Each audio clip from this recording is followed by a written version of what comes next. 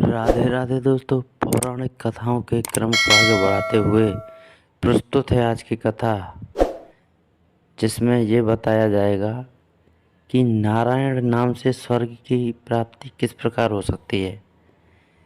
एक कथा के अनुसार नारायण नाम से स्वर्ग की प्राप्ति कैसे की गई, तो कृपया ध्यान से सुनें। कथा पसंद आने पर लाइक शेयर सब्सक्राइब करना नहीं भूलें। तो चलिए दोस्तों, कथा को आगे बढ़ाते हैं।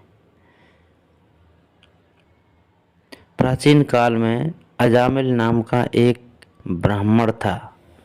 उसके पिता ने उसे बहुत अच्छी शिक्षा और संस्कार दिए थे और वो भी सदैव अपने पिता की सेवा और ईश्वर की साधना में लगा रहता था। उसके पिता ऐसे आदर्श पुत्र को प्राप्त कर अपने आप को धन्य समझते थे।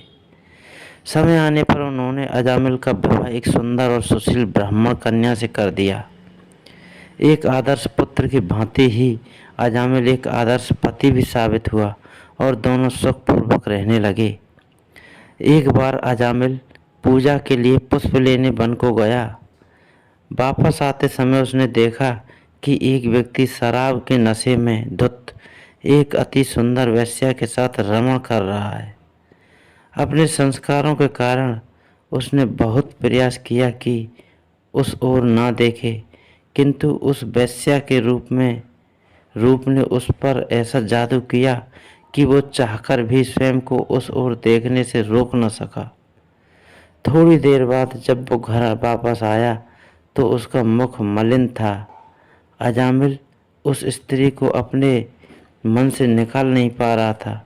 पूजा पाठ धर्म कर्म इत्यादि में इसकी कोई रुचि ना रही। अंततः एक प्रतिष्ठित ब्राह्मण का वो पुत्र अपने हृदय से हार कर वेश्या के निवास पर जा पहुंचा। बहुत दिनों तक उसने अपने सभी संस्कारों को भुलाकर उस स्त्री के साथ भोग विलास में लिप्त रहा। वो उसके रूप पर ऐसा मोहित हुआ कि उस वेश्या को वो अपने घर पर लेकर आ गया।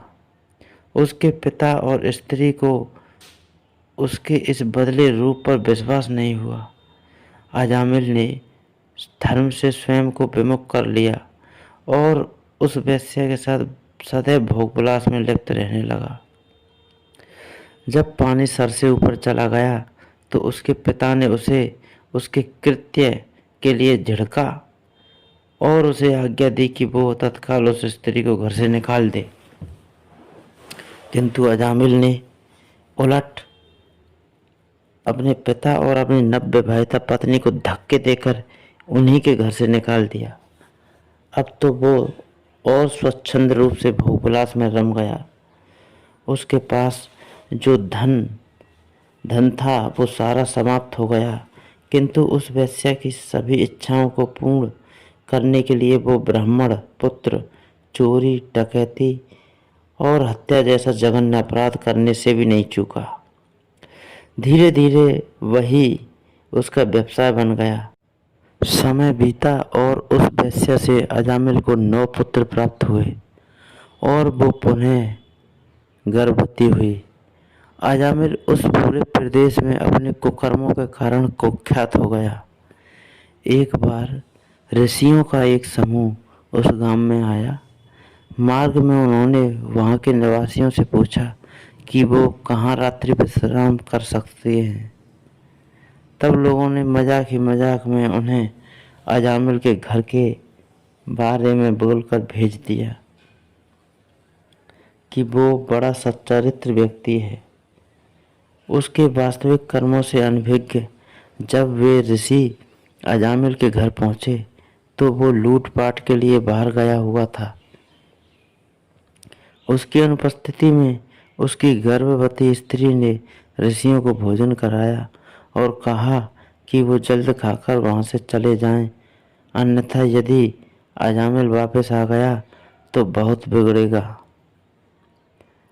अब ऋषियों को अजामिल की सच्चाई मालूम पड़ी, किंतु उसका उद्धार करने के लिए उन्होंने कहा कि अब इतनी रात्रि वो कहाँ जाएंगे, इसलिए रात भर उन्हें वहीं रहने दिया जाए। जब अजामिल वापस आया तो अपने घर पर ऋषियों का झुंड देखकर बहुत क्रोधित हुआ। उसने उन सभी को मारकर वहां से भगाना चाहा, किंतु उसकी स्त्री ने उसे ये कहकर रोक दिया कि केवल एक ही रात की बात है, इसलिए उन्हें वहीं रहने दें।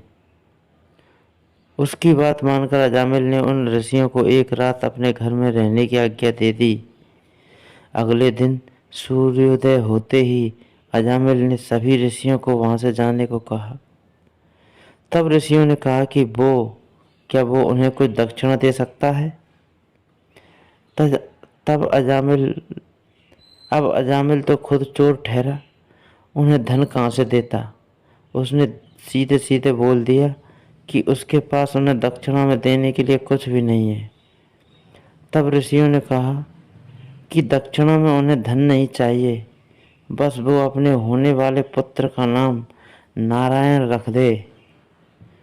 अजामिल को लगा वो तो सस्ते में छूटा, उसे अपनी संतान को कुछ नाम भी रखना ही था। अब वो नारायण हो या कुछ और, उससे क्या फर्क पड़ता है। उन ऋषियों से छुटकारा पाने के लिए उसने उन्हें वचन दे दिया कि वो अपने होने वाली संतान का नाम नारायण ही रखेगा। समय आने पर उसकी स्त्री ने 10वें पुत्र को जन्म दिया और वचन के अनुसार अजामिल ने उसका नाम नारायण रख दिया। अब दैवयोग से वो पुत्र अजामिल का सबसे प्रिय हो गया। समय का चक्र यूं ही चलता रहा और अजामिल अपने पाप कर्म में लिप्त रहा। समय बीता और अजामिल वृद्ध हो गया। जब उसका अंत समय आया तो अजामिल के कर्मों के कारण उसे नरक में ले जाने के लिए भयानक यमदूत उसके सामने उपस्थित हुए। मृत्युशैया पर पड़ा अजामिल उन भयानक दूतों को देखकर भयभीत हो गया और जोर से अपने पुत्र को नारायण नारायण कह पुकारने लगा। जैसे ही यमदूतों ने अजामिल पर अपना पासा फेंका, उसी समय विष्णु दूत वहां पहुंचे और युद्ध कर उन यमदूतों से अजामिल को छुड़ाया। इस पर यमदूतों ने उनसे पूछा कि वो क्यों उसे बचा रहे हैं। अजामिल ने जीवन भर पाप के अतिरिक्त कुछ और किया ही नहीं और उसके कर्मों के अनुसार यमराज की आज्ञा से वे उसे नरक ले जाने आए हैं।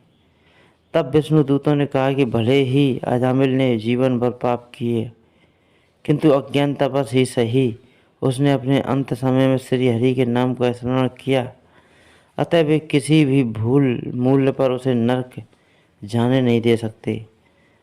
अब तो दोनों पक्षों में अपने अपने तर्कों के आधार पर विवाद हो गया, किंतु विष्णु दूतों ने यमदूतों को उसे नरक ले जाने नहीं दिया। थक कर यमदूत यमराज के पास पहुंच गए और उन्हें सारा वृत्तांत सुनाया।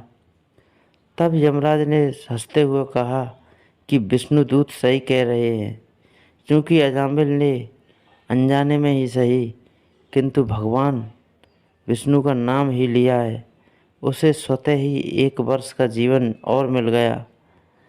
अब इस 1 वर्ष के जीवन में उसके किए कर्म के अनुसार उसे स्वर्ग या नरक प्राप्त होगा। उधर अजामिल ने जब ये देखा तो सोचने लगा कि यदि केवल 1 बार श्री हरि के नाम लेने का ये प्रभाव है तो क्या होता यदि वो जीवन भर उनकी भक्ति में रमा रहता। उसे बहुत पश्चाताप हुआ और उसने अपने बचे हुए 1 वर्ष में स्वयं को विष्णु भक्ति में लगा दिया।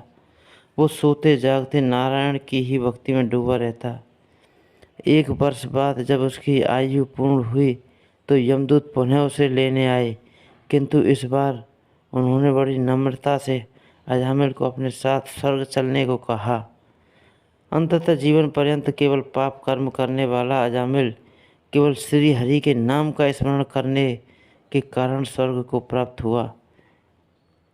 ये कथा दोस्तों भागवत पुराण में दी गई है, जिससे हमें ये शिक्षा मिलती है कि भगवत भजन का क्या पुण्य प्राप्त होता है।